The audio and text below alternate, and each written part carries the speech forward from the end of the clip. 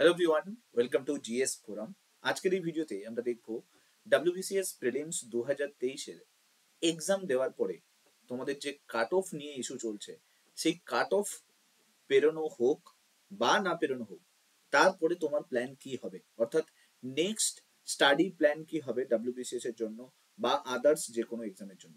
10টা জিনিস বলবো, যে 10টা পয়েন্ট তোমাকে রেডি করে রাখতে হবে নেক্সট এক্সামগুলোর জন্য, যাতে তুমি বেটার ওয়েতে ইমপ্লিমেন্ট করতে পারো।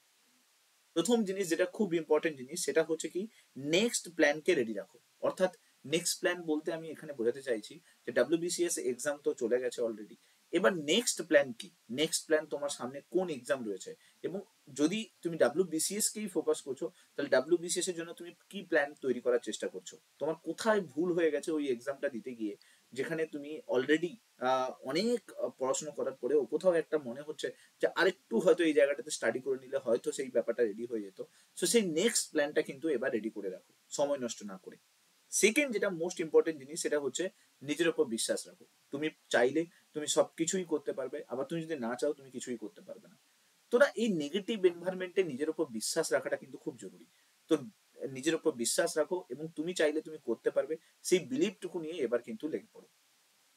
3 নম্বর যেটা, সেটা হচ্ছে time to change strategy. Strategy change করার টাইম এসে গেছে। তোমরা জানো যে এতদিন পর্যন্ত পিএসসি কিন্তু ফ্যাক্টের উপরে কোয়েশ্চেন করতো, কি বিষয়টার উপরে বেশি জোর দিত, কেন বিষয়টার উপরে খুব কম জোর দিত। তো তাই জন্য সেই স্ট্র্যাটেজিকে কিন্তু বদলানোর টাইম এসে গেছে। পিএসসির যে ডাব্লিউবিসিএস প্রিলিমসের যে 2023-এর কোয়েশ্চেন পেপার দেখে এটা নিশ্চয়ই তুমি আন্ডারস্ট্যান্ড করতে পারছো যে এবার স্ট্র্যাটেজিতে কোথাও না কোথাও আমাদের বদলাতে হবে। আমাদেরকে কনসেপ্ট বিল্ডিং এর উপরে জোর দিতে হবে। আমরা যে এমসিকিউ অ্যাপ্রোচটা রাখছিলাম, সেই এমসিকিউ অ্যাপ্রোচটা কিন্তু বাদ দিতে হবে, কনসেপ্ট বিল্ডিং এর উপর জোর দিতে হবে। কির তুলনায় কেন কোয়েশ্চেনটা কিন্তু আমাদেরকে বেশি করে দেখতে হবে। এবং এই ইনফরমেশন এজে, ইন্টারনেটের এই ইনফরমেশন এজে আমরা পিডিএফ এর মধ্যে নিজেদেরকে হারিয়ে ফেলতাম। সেখান থেকে বেরিয়ে গিয়ে আমাদেরকে one book for one subject focus রাখতে হবে। যে দেখো, মাল্টিপল বুকস তুমি যদি পড়ো তাহলে সেটাকে মাল্টিপল টাইমস রিভিশন দিতে পারবে না, এবং সেখানে টু দা পয়েন্ট যে কোয়েশ্চেন গুলো আসবে সেগুলো কিন্তু অ্যাটেন্ড করতে পারবে না। তাই জন্য আমার মনে হয় যে তুমি সিঙ্গেল বুক সিঙ্গেল সাবজেক্টের জন্য স্টার্ট করো, যাতে তুমি বেটার রিভিশন দিতে পারো এবং বেটার ভাবে ওই সাবজেক্টটাকে কিন্তু বারবার যাতে তৈরি করে নিতে পারো। এরপরে যেটা মোস্ট ইম্পর্টেন্ট জিনিস, প্রিলিমস এর কোয়েশ্চেনে তুমি নিশ্চয়ই দেখলেই তুমি বুঝতে পেরেছো যে ওখানে কিন্তু লাইন টু লাইন হচ্ছে রিডিং কিন্তু ডিমান্ড করছে। অর্থাৎ স্টেটমেন্ট বেস কোয়েশ্চেন আসার চান্স পরবর্তীকালে কিন্তু প্রচুর থাকবে। তো লাইন টু লাইন রিডিংটা কিন্তু তোমাকে বাড়াতে হবে। সেটা যদি তুমি মাল্টিপল বই নাও তাহলে সেটা সম্ভব হবে না। তাই সিঙ্গেল বুক বারবার করে পড়তে হবে, যাতে লাইন বাই লাইন তোমার মনে থেকে যায়। এবং তার সঙ্গে যেটা মোস্ট ইম্পর্টেন্ট জিনিস, সেটা হচ্ছে স্ট্যান্ডার্ড কোয়েশ্চেন অ্যান্সারকে প্র্যাকটিস করতে হবে। এতদিন পর্যন্ত তোমরা যা করতে নর্মালি যে কোনো এমসিকিউ বই থেকে এমসিকিউ প্র্যাকটিস করতে, আমি বলবো স্ট্যান্ডার্ড কোয়েশ্চেন অ্যান্সার প্র্যাকটিস করো। ইউপিএসসি প্রিলিমস এর কোয়েশ্চেনটাকে বেশি করে ফোকাস করো। সেরকম স্ট্যান্ডার্ডের কোয়েশ্চেন অ্যান্সার যাতে প্র্যাকটিস করে যায় সেটাকে কিন্তু তৈরি করার চেষ্টা করো। প্রথম ইম্পর্টেন্ট জিনিস যেটা, সেটা হচ্ছে বেসিকটাকে স্ট্রং করা। বেসিকটা স্ট্রং হয়ে গেলে দেন তার উপর বেস করে যত এমসিকিউ আছে সেগুলোকে প্র্যাকটিস করা, দেন স্ট্যান্ডার্ড কোয়েশ্চেন অ্যান্সার প্র্যাকটিস করা। এটা একটা সার্কেলের মতো। তুমি সার্কেলটার একটা পার্ট যদি কমপ্লিট না করো তাহলে পুরো সার্কেলটা কমপ্লিট হবে না। সো মাস্ট কিন্তু তোমাকে ফোকাস করতে হবে স্ট্যান্ডার্ড কোয়েশ্চেন অ্যান্সার প্র্যাকটিসের উপরে, যাতে তোমার আন্ডারস্ট্যান্ডিংটা খুব ভালো হয় এবং কনসেপ্টটা যাতে স্ট্রং হয়। Next last but most important জিনিস যেটা, সেটা হচ্ছে কনভার্ট করো এমসিকিউ অ্যাপ্রোচটাকে ডেসক্রিপটিভ মেথডে নিয়ে যেতে।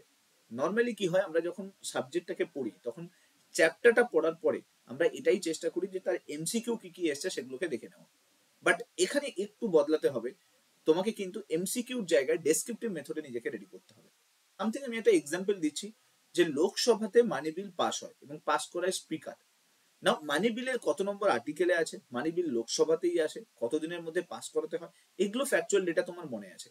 এবার তুমি লেখা স্টার্ট করে দাও যে লোকসভাতে মানি বিল প্রসেসের পাস করার যে প্রসেস, সেটা কি মেথড আছে সেটাকে লেখো। বা প্রেসিডেন্টের ইমপিচমেন্ট প্রসেস কি আছে সেটাকে পয়েন্ট করে লেখো। তো পুরো সিস্টেমটাকে এমসিকিউ থেকে ডেসক্রিপটিভ মেথডে কিন্তু তোমাকে এখন থেকে কিন্তু স্টার্ট করতে হবে।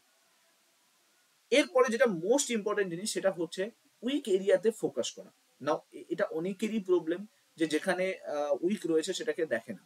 মানে আমার মনে হয় যে সেই পার্টটাকে বেশি করে স্ট্রং করা উচিত তোমার, কারণ স্ট্রং এরিয়া অলওয়েজ তোমাকে কিন্তু নাম্বার ক্যারি করতে হেল্প করবে, বাট উইক এরিয়া নয়।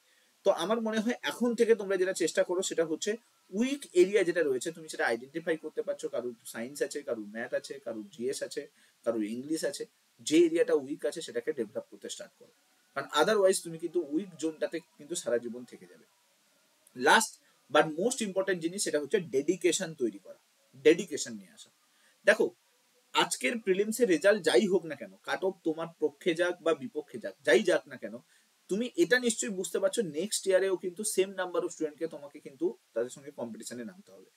তো তোমার কাট অফের ওপরে তুমি নেক্সট ইয়ারের প্ল্যান রেডি করতে পারো না, তোমাকে এখন থেকে ডেডিকেটেড হতে হবে এক্সামগুলোর জন্য, কারণ সামনে কম্পিটিশন কিন্তু অনেক বেশি আসছে। সো ডেডিকেটেড হও, যে সাবজেক্টটার জন্য তোমার মনে হচ্ছে যে এই সাবজেক্টটাতে উইক আছে, এই সাবজেক্টটা কোনো টিচার লাগলে সেই টিচারের কাছে জয়েন হও।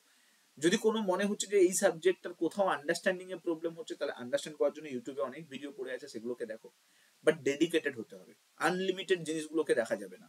কি হয় না, এই ফিল্ডে এসে তুমি দেখবে একটা সাগরের মতো, সমুদ্রের মতো নোটস পিডিএফ পুরো ইন্টারনেটে ভাসছে, বাট সবগুলোকে গোছানোর সময় নেই। তোমাকে ততটুকুই নিতে হবে যতটুকু তুমি ক্যারি করতে পারবে, যতটুকু তোমার ব্রেনের জন্য ইম্পর্টেন্ট, যতটুকু এক্সামের পার্সপেক্টিভে ইম্পর্টেন্ট, ততটুকুকে কিন্তু তোমাকে ফোকাস করতে হবে। তার জন্য তোমাকে ডেডিকেটেড হতে হবে, দেখতে হবে সাবজেক্টগুলোকে ভালোভাবে। তারপরে যদি তুমি ডেডিকেটেড থাকো, তাহলে কিন্তু জিনিসগুলো অটোমেটিক্যালি কিন্তু ডেভেলপ হতে স্টার্ট করবে। তাই জন্য ডেডিকেশন খুব ইম্পর্টেন্ট। তো এই 10টা পয়েন্ট, যে আমি 10টা পয়েন্ট বললাম, এই 10টা পয়েন্ট কিন্তু একদম নেক্সট ডাব্লিউবিসিএস প্ল্যান বলো তার জন্য কিন্তু রেডি রাখো। সেটা কাট অফ যাই হোক না কেন, তুমি 70 পাও, 80 পাও, 90 পাও, যাই হোক না কেন, তোমার যেন এই প্ল্যানিং অনুযায়ী কিন্তু যাতে প্রিপারেশনটা স্টার্ট, সেটার উপরে ফোকাস করো। So all the best for your next plan.